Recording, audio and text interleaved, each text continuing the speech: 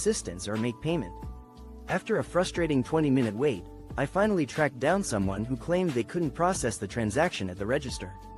They assured me they'd be out shortly to verify the tree's authenticity and remove the tag. But I had other plans. I've since made a rather hasty retreat, abandoning the tree and fleeing the scene in my vehicle. I must confess to feeling no remorse whatsoever. I, 24F, am pregnant with twins and I want to leave my 26M husband. I found out he's in contact with another woman and slept with her after I forgave him earlier in the pregnancy for being on a dating app. I would like to divorce him before I give birth and get full custody, child.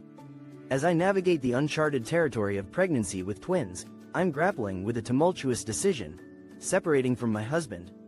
This wasn't an easy choice, as it's been compounded by a recent discovery.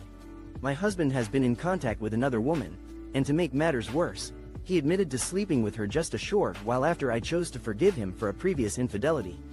During my pregnancy, he had been unfaithful again, and this time, it hurt even more, given my previous attempts at reconciliation.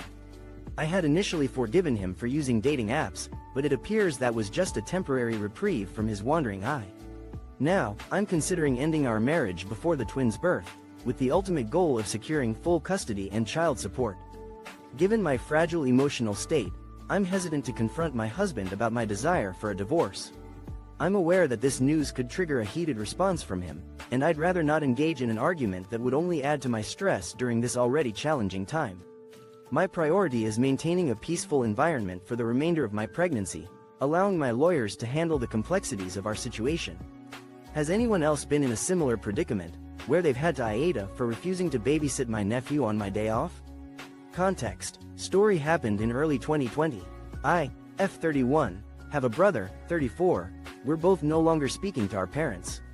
He has been with his GF for 10 years who has no sibling but is very close to her parents. 4 years ago, am I the asshole for turning down my nephew's babysitting request on my one day off? Background: I, F31, have a brother, 34, and we're no longer in contact with our parents. He's been in a long-term relationship, 10 years, with his partner, who comes from a close-knit family but doesn't have siblings. When they announced they were expecting a child 4 years ago, I was overjoyed for them. Their little boy, G, was born a few months later, and I'm thrilled to have him as my only nephew. However, I've always been clear that I don't want children of my own. The couple often hinted at how great it would be to have me as a supportive aunt, implying that I'd be there for babysitting and childcare. I politely told them I'd be happy to babysit occasionally, but I wouldn't be a primary caregiver. When G was born, I made an effort to spend time with him and do fun activities together, but I also maintained my boundaries. I let them know that I'd be happy to babysit with some notice, but I wouldn't be available on short notice or if it would interfere with my personal life. Fast forward to early February, I wish the younger people on Reddit knew how terrible 9/11 really was. There's a lot of people on Reddit that weren't even alive when 9/11 happened. It's easy to make lighthearted jokes about such a tragedy when you weren't even alive to experience it. If you're not American, many Reddit users who weren't alive on 9/11 tend to minimize its impact. Those who were born after the tragic events of 9/11 might not fully grasp the severity of what transpired that day. It's natural for people to make light of sensitive topics when they lack a personal connection to them.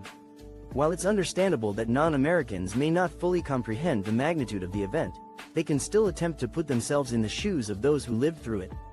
Imagine working in a high-rise building, only to have a plane crash into it, making escape nearly impossible.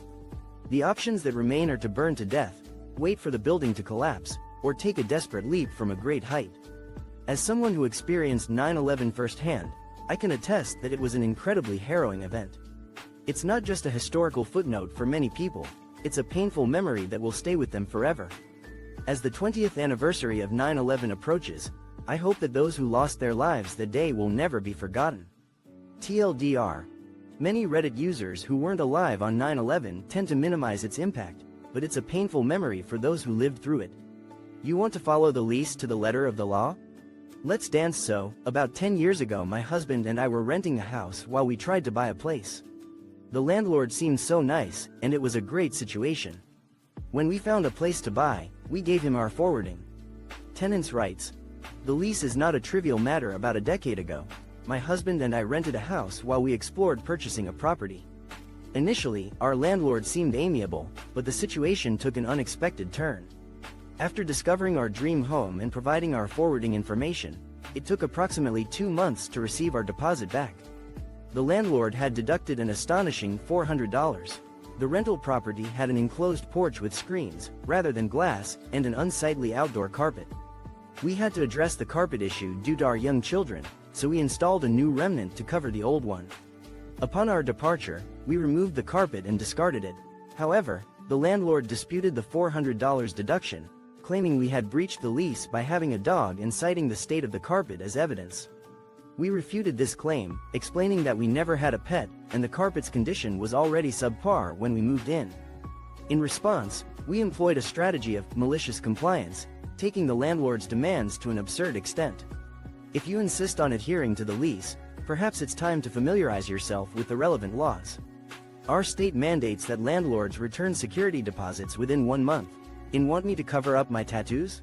Sure, you never said what with. Let's set the scene. So this was a few years back.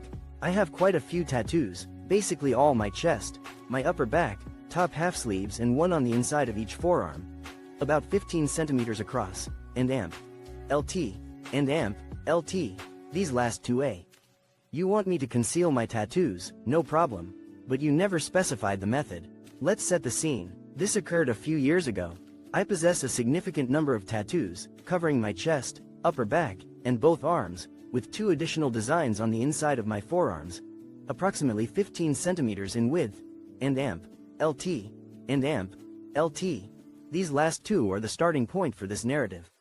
I worked for a cinema chain for a considerable period of time, and, despite having many tattoos, I held a management position, more akin to a supervisor.